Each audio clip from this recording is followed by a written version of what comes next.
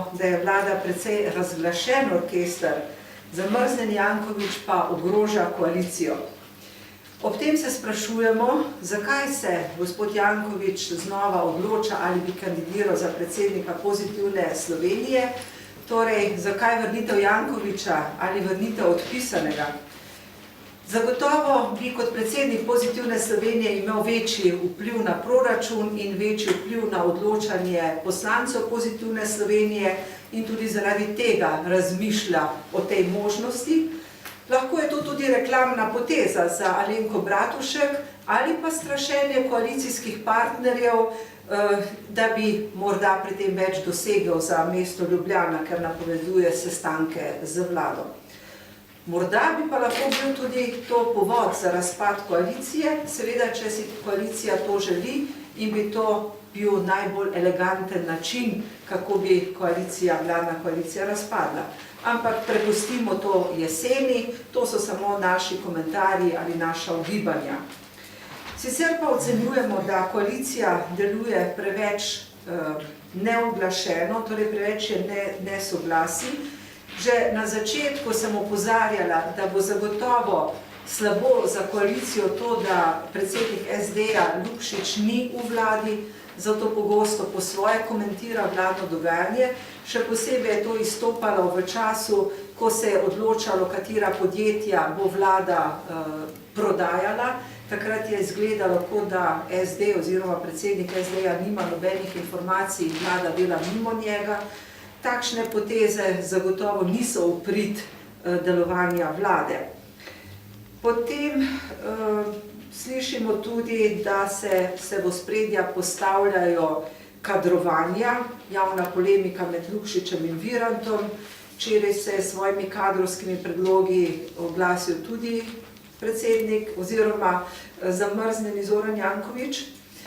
Odstop Omarja Zorna, predsednika nadzornega sveta Soda, pa je razkril, da po podjetjih kadrujejo še vedno stara omrežja, tudi to ni dober podatek. Skrbi nas tudi neusklajenost predsednice vlade in finančnega ministra. Minister je prišel iz Bruslja in sporočil, da so potrebni novi ukrepi, predsednica vlade pa je čez 2 uri to zanikala in dejala, da vlada za letos dodatnih ukrepov ne načrtuje. Vendar predsednica vlade in finančni minister sta vendarle najbolj vplivni figuri v vladi in imata najpomembnejšo vlogo. Prav tako novi davki dodatno hromijo gospodarstvo. Mi davko nismo dvigovali, ampak smo zniževali odhodke. Nova Slovenija je proti dvigovanju davkov, ker to ni prava smer. Smo pa prepričani, da je najprej potrebno zmanjšati javni sektor.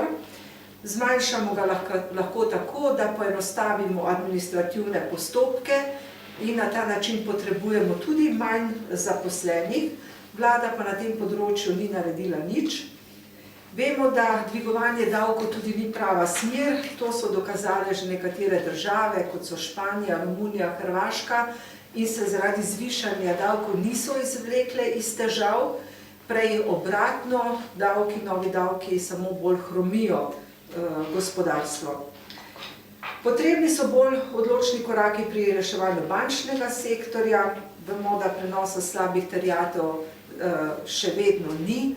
Tukaj gre tudi za nek sporazum ali pa za nerazumevanje med vlado in Evropsko komisijo oziroma nezaupanje Evropske komisije do slovenske vlade.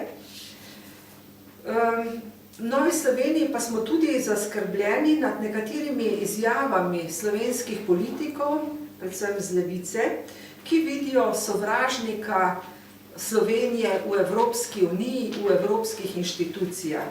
Dejstvo je, da nam evropske inštitucije samo nastavljajo ogledalo in priporočajo ukrepe, ki jih tudi same izvajajo in ki so preizkušeni in ki so že učinkovali v mnogih drugih državah.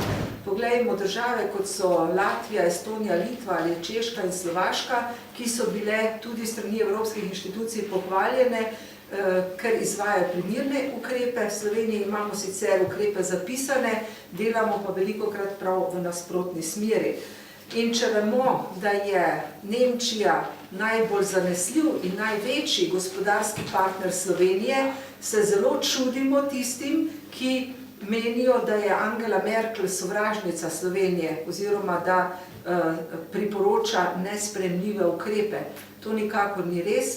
S podjetniki, s katerimi se srečujemo, vedno znova zagotavljajo, če ne bi bilo tako dobrega sodelovanja z nemškimi partnerji in rednega plačevanja računov, potem bi jim trda predla. Sodelovanje z Balkanom je sicer lepo, prijateljsko, vendar revežu težko pomaga. Zato še vedno menimo, da je smer Slovenije Zahod in Evropska unija in samo na ta način bomo lahko tudi bolj gospodarno delali in imeli boljše povezave. No, včeraj je potekala obširna razprava glede TEŠ-a. Nova Slovenija je bila edina parlamentarna stranka, ki je bila proti,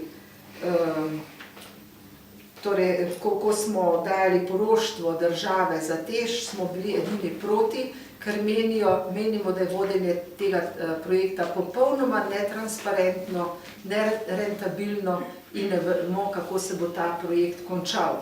Zato tudi sedanjih predlogov, ki jih je sprejela koalicija, nismo podprli, še posebej ne sklep, da mora Računsko sodišče pregledati poslovanje TEŠ-a, kajti to niti ni v njegovi pristojnosti, zato se nam zdi sprejemanje takšnih sklepov nesmiselno. Ne strinjamo se tudi z mnogimi sprejetimi zakoni, ki izčrpavajo slovensko podeželje.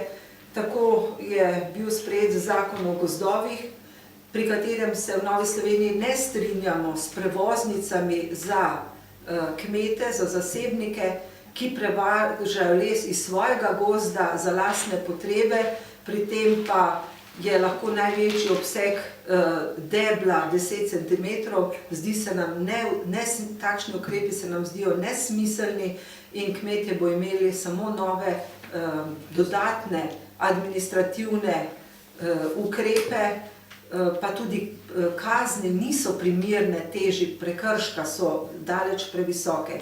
No, da je problematika res pereča, dokazuje tudi Državni svet, ki je sprejel veto na ta zakon, kakor tudi na zakon o sodnih taksah in pa o davku na loterijo.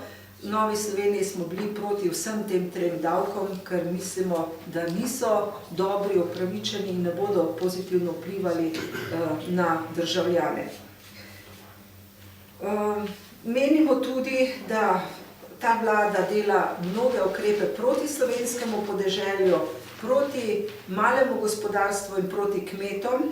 In tukaj se znova sprašujemo, kaj dela Kmetijsko-gozdarska zbornica, da se ne potegne ali ne zavzame bolj za kmete in vedno znova ugotavljamo, da naš predlog o prostovoljnem članstvu v Kmetijsko-gozdarski zbornici je bil korak pravo smer, saj bi se potem zbornica morala veliko bolj truditi za svoje člane in se pogajati z državo za boljše ukrepe za kmete, za boljšo zakonodajo v prid kmetom.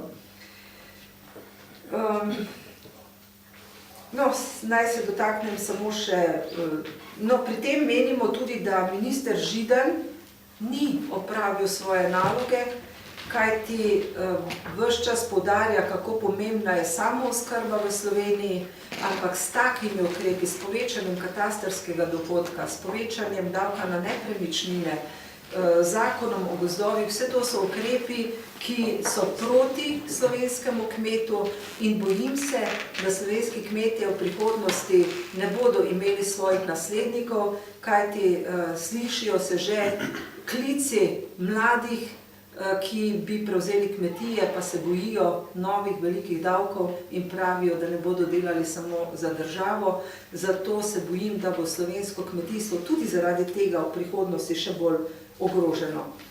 No, na področju družinske politike je znano stališče Nove Slovenije, da se s predlaganimi ukrepi v celoti ne strinjamo, še posebej, kar se tiče obveznega koriščenja očetovskega dopusta in pa odvzem dodatka k otroškemu dodatku za nevključenost v vrtec.